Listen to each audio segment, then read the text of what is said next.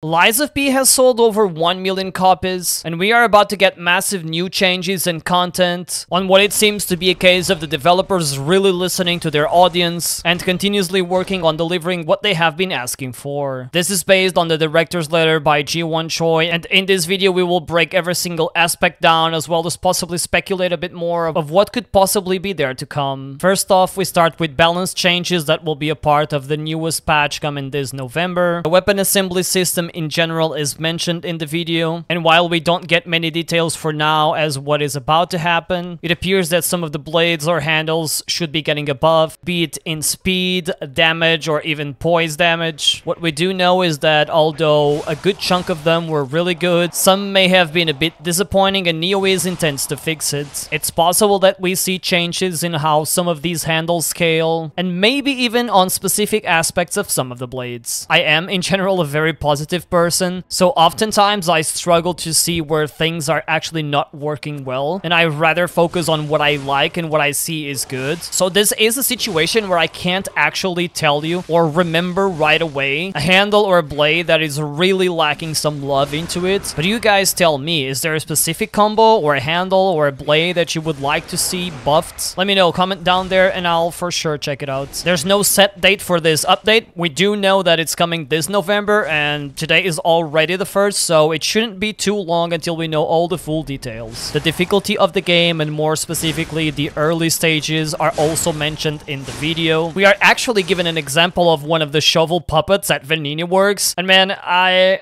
absolutely love this enemy. I mean, who doesn't, right? Imagine not enjoying getting smashed 55 times with the same shovel without being able to do anything about it. Well, at least if you didn't have Rising Dodge activated in your P organ. And this is actually huge. This is, in my opinion, the highlight of the balance changes, as it appears that this will be a default skill, meaning you will start with the ability to dodge after getting smacked by a shovel. So no more getting smacked 55,000 times in a row. Isn't that amazing? You will no longer have to get this as a P organ upgrade. And to make it even better, Polendina, one of the butlers at the hotel, will sell you 2 additional quartz from the first stage of his shop. This is huge because you can get another 2 P organ upgrades at the beginning of the game.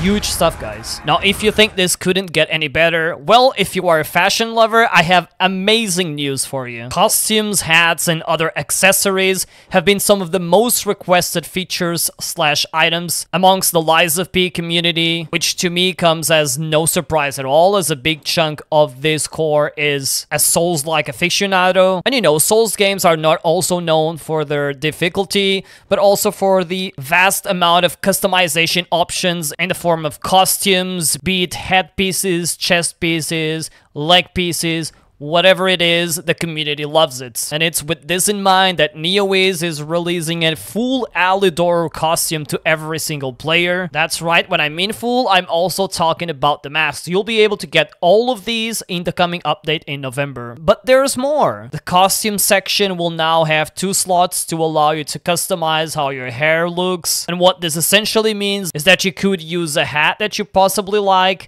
and then alongside you could use some glasses from another set. It really seems like a small change, but you would be surprised as to how many people actually enjoy being able to customize their characters. I'm usually not one of those people, but I think this is actually great. It's again simple, but it opens up so many possibilities that to me is the perfect embodiment of do more with less. This change comes with more gifts. You'll get the Alchemist's hat and the Vanini glasses to try out some new fashion combinations. The music of Lies of P, as everyone will agree, I'm sure, is one of the best aspects of the game. And I wouldn't be lying that for many of us, going to Hotel Krat and just playing your favorite record is, like, you know, sometimes almost like a therapy and a way to escape the evil that lies behind the doors. When I think about music in this type of games, I think about epic, chaotic music, but I also think about charming and calming tunes that elevate your spirit after a fierce battle. As a big Dark Souls 2 fan, this is probably the closest thing we've had in Souls-likes to a peaceful and relaxing Majula, and I'm all in for it. Like I mentioned, the soundtrack has been a success amongst the players, and from what we're told in the video, we should get a standalone release very, very soon. And now, this is probably the part you have been waiting for the most. It was the part that I was waiting for the most. Extra content, DLC, sequel? What are we getting here? Well, from what it seems, we are getting every single one of those. As I previously mentioned in one of my videos here on the channel, Neowiz has been actively recruiting new personnel, and to me, it really seems that they are trying to release this type of content as soon as they can, while not compromising, of course, the quality of the product, which is something that they took great care in. But one thing is for sure, due to the success of the game, we should be getting a ton of new stories, a ton of new bosses, new content. I mean, the sky's the limit, right? At the end of the main story, we are presented with a mysterious cutscene featuring Dorothy, a character from The Wizard of Oz. This was one of the most speculated aspects, that Dorothy could be a part either of the DLC or of the sequel/prequel itself. To be honest, I don't know if she's going to be a part of the DLC anymore.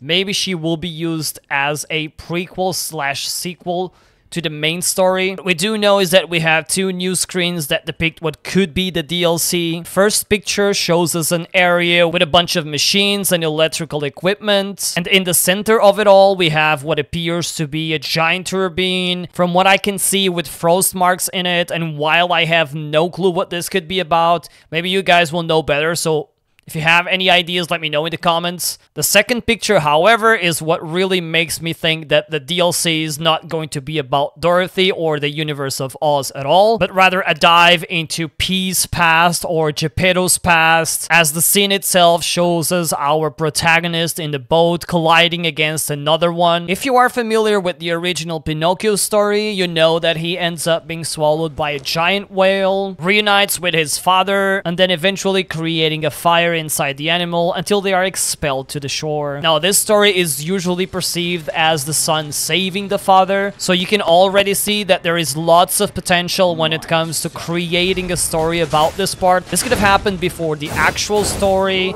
it could happen after, it could be a memory. There are, in my opinion, a ton of possibilities, and I'm just very, very excited to see with what they can come up with. Now, you tell me, what are your ideas? What do you think is gonna happen in the DLC? Now that we seem to be creating a bit more distance between the Wizard of Oz universe and actually creating some kind of story around the main one we've had, where do you think they could expand the story further? What would you like to see added to the lore of the game? Like, what other characters would you love to see interconnect with this Krath world? I don't know, there are so many possibilities that I can't just help but to brainstorm about this all day. Stay tuned, as we are going to keep a close eye on what's happening with this game. I will soon attempt a deathless run on this on Twitch, so if you are not following me there, feel free to go and actually click that button right now. Otherwise, I will see you on the next one. If you end up finding this video useful, go ahead and give it a thumbs up, subscribe to the channel, and follow me on Twitch, where we stream fun challenges all week long.